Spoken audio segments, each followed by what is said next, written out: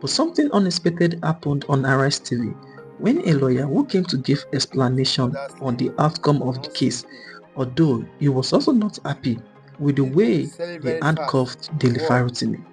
But in a surprising turn of events, he confirmed that there's a corruption going on in the judiciary system, in everyone for that matter. I don't want it to sound as if I am exaggerating. Kindly watch, because at this point, Dele Farotimi case is going to expose a lot. Let us know what you think about it in the comments, and don't forget to subscribe for more updates. Enjoy. Joining us now on the morning show is Fred Nziako, a lawyer. Well, Mr. Nziako, thank you very much for joining us. Many thanks. I don't need to give any summary. We've been on this subject since last week. Yes. Now, what's your take from different dimensions? My take is that this is a long journey, a very long journey, both for Mr. Farotimi and for Chief Afe Babalora, and a very long journey for Nigeria as a country, because the issue has divided Nigerians into two. On one side, you have the conservatives, who are seemingly sympathetic to Chief Afe Babalora on the ground that they felt the 61 years he has put in legal service is about to be ditched into a mud of infamy. On the other side, you have the radicals, who are not sympathetic to anybody other than the fact that they want a better Nigeria. And they feel that any time is good enough for such better Nigeria to be bettered. And that if this will bring the sanity, much needed sanity in our system, especially at the judicial level, that so be it. And with this division now, you can very easily see it in pronouncements of people, in their write-ups, in their analysis, and in everything surrounding this imbroglio. But it is a very unfortunate one, because anyhow you look at it, it's like what as called the fly that perched on the dangerous, on the scrotum.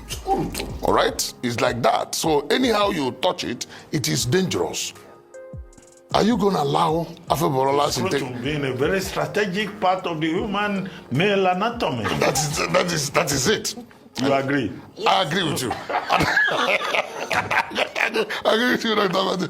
So this is a fly that has perched there. You must be very careful in killing that as a fly. Anyhow you look at it, are you going to allow Chief Afe Babalola's integrity to be dragged to the mud? No. Are you going to allow Nigeria to continue in this infamy of unbridled corruption? No. Recall that David Cameron, the former British Prime Minister, had once described Nigeria as a fantastically corrupt country. Fantastically corrupt country. And it worries everybody who wants Nigeria to be sane. Everywhere we say corruption is the bane of national development in Nigeria. At what point are we going to begin to clean up this urgent step called corruption? President Muhammad Buhari said that his major problem when he assumed office was the judiciary. We said no, that he didn't get it right. And he tried to make do his understanding and assertion by allowing the SSS to, what they call the string operation, go and rout the Supreme Court justices from their sleep in the dead of the night. All, again, anchored around this same issue that Nigerians have been complaining about. It is obvious that corruption is a problem. It is also obvious that most of the corruption issues, especially at the apex level, are discussed in hushed tones, murmured in privacy.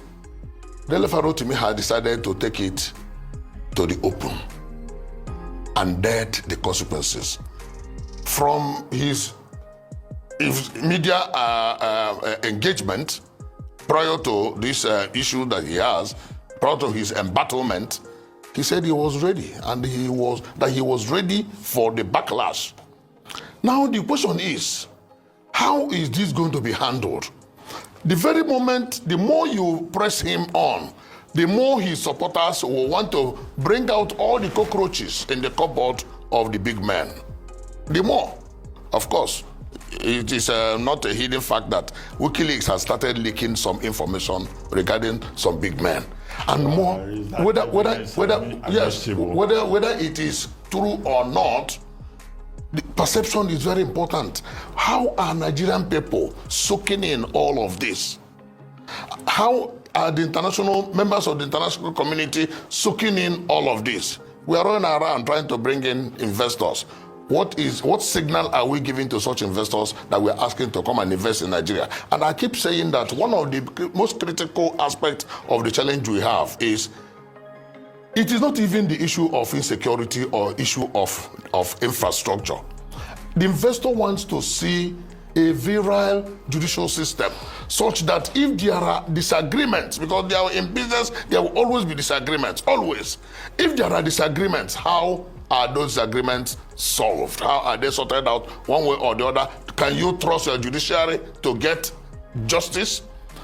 Dr. Bati, I'll give you a story. I had one issue with, my client had a problem in Cameroon. His vessels were confiscated and we went by CNIC. Unjustly, we went to court in Cameroon. We hired a Cameroonian because we cannot practice over there if you are not a Cameroonian francophone speaking lawyer. We hired a Cameroonian. We went to court. We provided all the technical and the legal support. We won the matter. The judge called us in chambers before my very eyes and said he could not deliver judgment, that he had only 6 months to retire and that he wouldn't want problem with the government. Because government had a stake in CNIC, France has a stake, and there's other private investors. We solved that problem through diplomatic means that got up to the point of getting to get Paul Biya to intervene before that matter was solved. Why did I bring this analogy?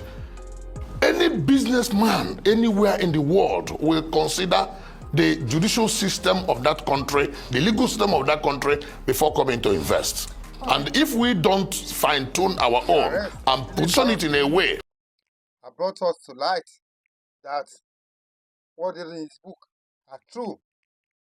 I made Nigerians to believe what he said in the book. However, the book is selling fast in all over the world. In Amazon, it's ranking the #1 book that people are talking. That made Dele Farotimi a billionaire. In quote. If the first time you're watching this video on my YouTube channel, follow my page. Thank you and God bless.